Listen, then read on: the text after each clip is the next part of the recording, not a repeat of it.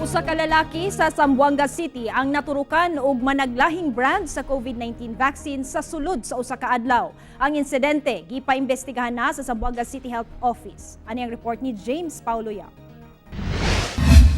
Saysay sa 42 anyos nga lalaki sa Zamboanga City nga nabalaka ang iyahang kabanay. Human miuli siya gikan sa vaccination rollout nga dunay band-aid sa matag braso. Aminado ang lalaki nga wala siya nasayod sa proseso sa pagbakuna. Matod niya, dunay duha ka vaccination table sa classroom nga iyahang nasudlan sa vaccination site sa sitio Camp Susana, Barangay Lapas. Ang usa ka lamesa alang sa first dose ug ang laing usa alang sa second dose.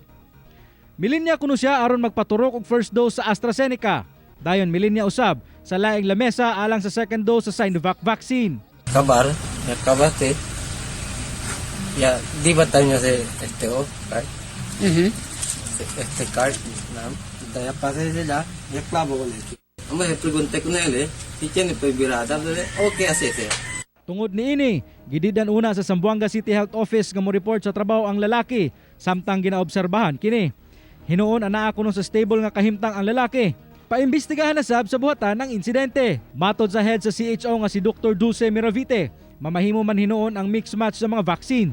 Gipahimangnuan sab niini ang vaccination teams nga bantayan pag-ayo ang mga ginahatag nga bakuna ug ang proseso aron malikayang masubli ang panghitabo. Ako si James Paulo Yap para sa One Mindanao.